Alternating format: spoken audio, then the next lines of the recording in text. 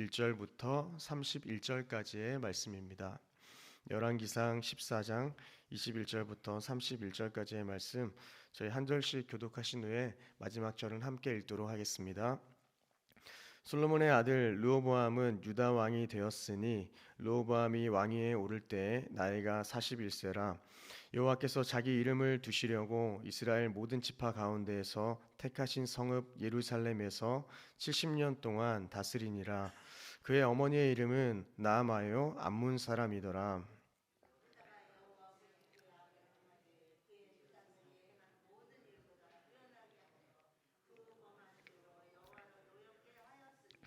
이는 그들도 산 위에와 모든 푸른 나무 아래에 산당과 우상과 아세라상을 세웠음이라.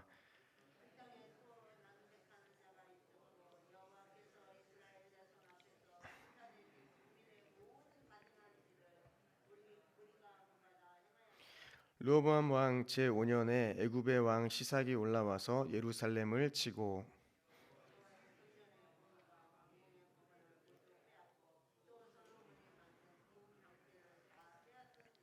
르호보암 왕이 그 대신 노수로 방패를 만들어 왕궁문을 지키는 시위 대장의 손에 맡김에,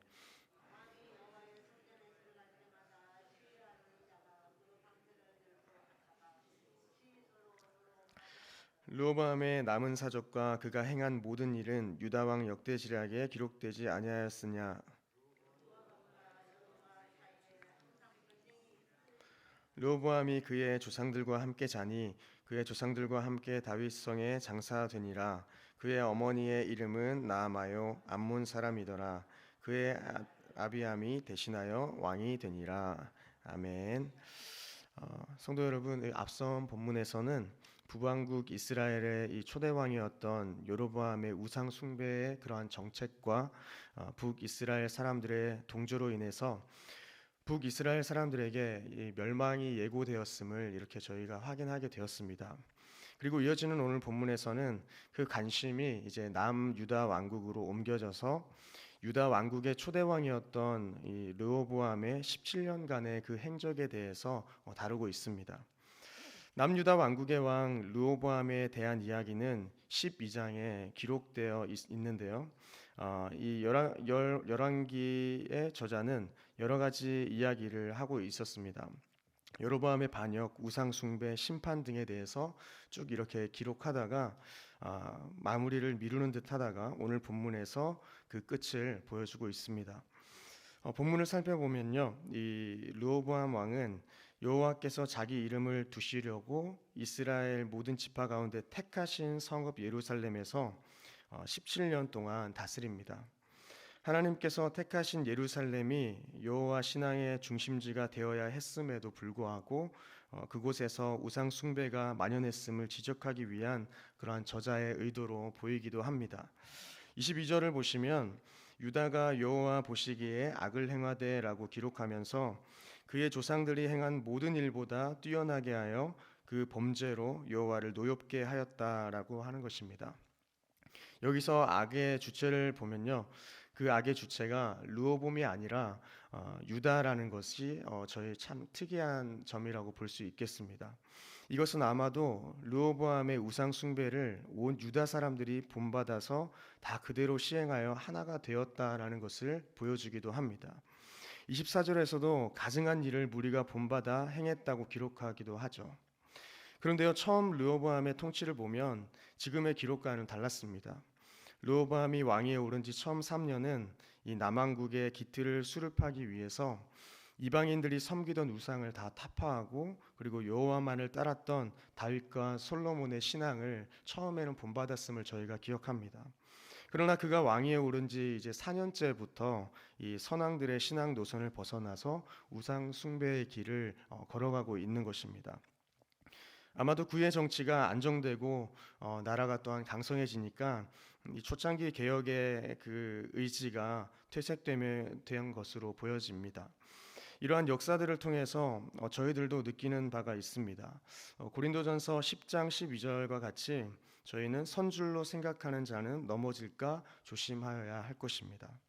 이렇게 저희들은 처음 사랑을, 그 주님을 향한 사랑을 버리지 않아야 하고 또한 우리의 신앙은 퇴색되지 말아야 할 것입니다.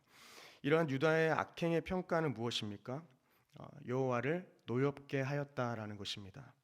다른 번역본에서는 진노를 격발했다, 화나게 했다라고 번역하기도 하지만 이 카나라는 히브리어는 그냥 단순히 하나님을 걱정스럽게 하고 화나게 했다라는 것이 아니라 그 이상의 질투의 감정을 느끼게 했다는 것입니다. 저희는 당연히 하나님께서 저희를 사랑하시기 때문에 주님께서 질투하시는 것이 당연함을 저희는 알고 있습니다.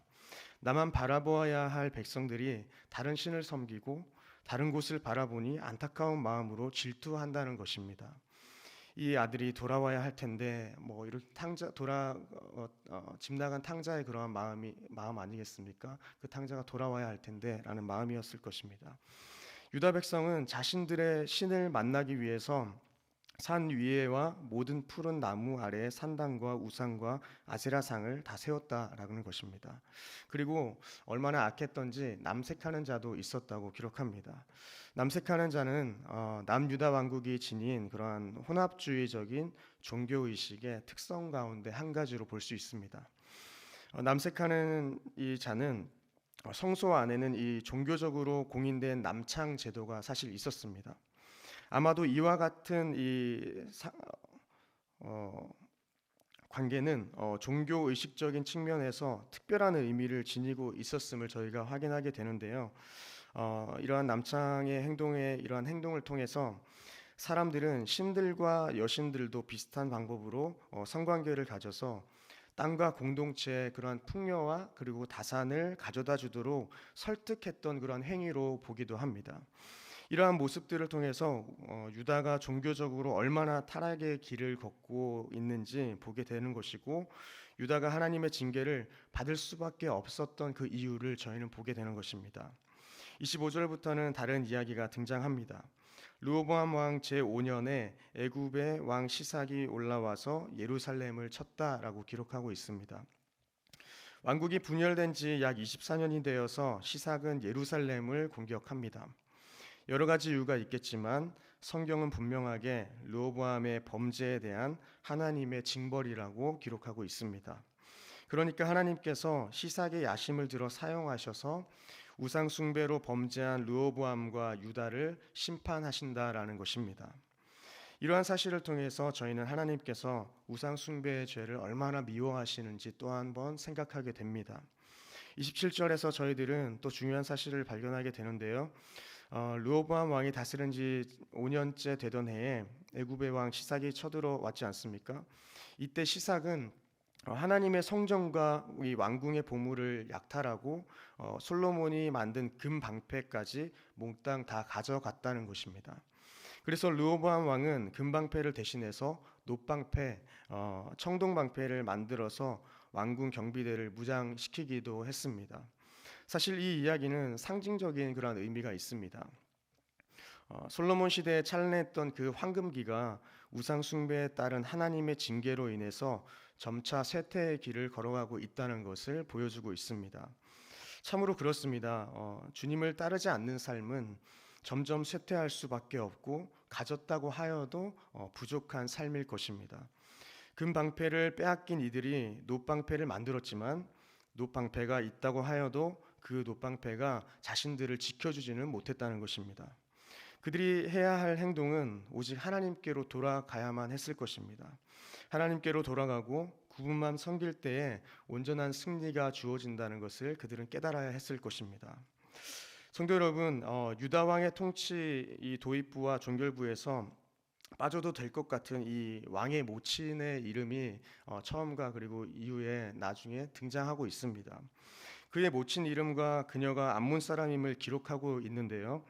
이는 유다의 우상 숭배를 상기시키는 그러한 역할을 하고 있습니다. 우상이 무엇입니까? 예배의 대상으로 삼기 위해서 금이나 은 그리고 나무, 돌 등으로 새겨 만든 그러한 사람이나 형상 아니겠습니까? 하나님을 대체하거나 하나님께 속한 그 영광을 다른 존재에게 바치는 행위가 우상 숭배라고 하는 것입니다.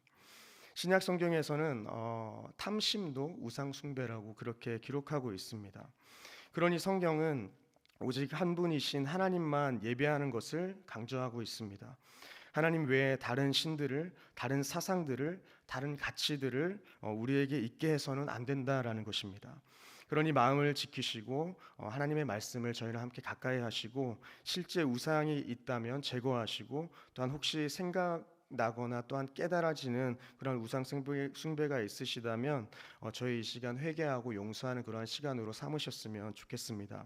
그러니 마음을 지키시고 하나님의 말씀을 가까이 하시고 주님 앞에 나아가는 저희들이 되어서 물질 만능이나 배금 사상, 성공주의, 그리고 쾌락주의 같은 부부 관계 또한 부부가 우상이 될 수도 있고 자녀가 우상이 될 수도 있고 가족도 우상이 될 수가 있지만 심지어 나의 선한 행동까지도 저희가 우상이 될 수 있음을 저희가 기억한다면은 주님 앞에 나아가서 도움을 구하지 아니할 수 없을 것입니다. 그래서 저희가 하나님보다 앞서 있고 또한 하나님 외에 다른 것을 높이고 다른 것을 의지하는 모든 것이 있었다면 이 시간 저희 함께 기도하시면서 그것들을 모두 내려놓는 시간 되기를 소망합니다. 말씀을 맺겠습니다. 아무리 하나님께서 축복해 주신 성전과 왕궁, 창고에 가득 쌓아두었던 보물들이 모두 귀한 것이라 할지라도 그것들은 우리를 지켜주지 못한다는 것을 저희는 기억해야 합니다. 하나님께서 시삭을 통해 길을 여시면 금방패가 놋방패로 바뀌게 되고 그것조차도 개인의 나라와 안전을 지켜주지 못하는 그러한 것이 된다는 것을 기억해야 합니다. 그래서 저희 이 시간 말씀 한 절 찾고 말씀을 마무리하겠습니다. 사무엘하 22장 31절입니다. 사무엘하 22장 31절 말씀 저희 함께 합독하시고 말씀을 맺도록 하겠습니다. 사무엘하 22장 31절입니다.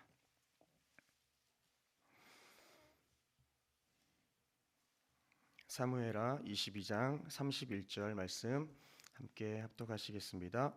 하나님의 도는 완전하고 여호와의 말씀은 진실하니 그는 자기에게 피하는 모든 자의 방패시로다. 네, 아멘.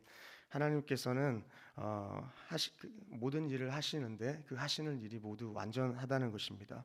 그리고 주님께서 하시는 그 말씀은 항상 신실하다는 것을 이 새벽 기억하셨으면 좋겠습니다. 그래서 오늘 하루 주님께 피하는 자에게 방패되어 주시는 주님께 저희가 피신하여서 온전한 보호를 느끼는 저와 여러분들 되시기를 소망합니다. 네, 기도하시겠습니다. 신실한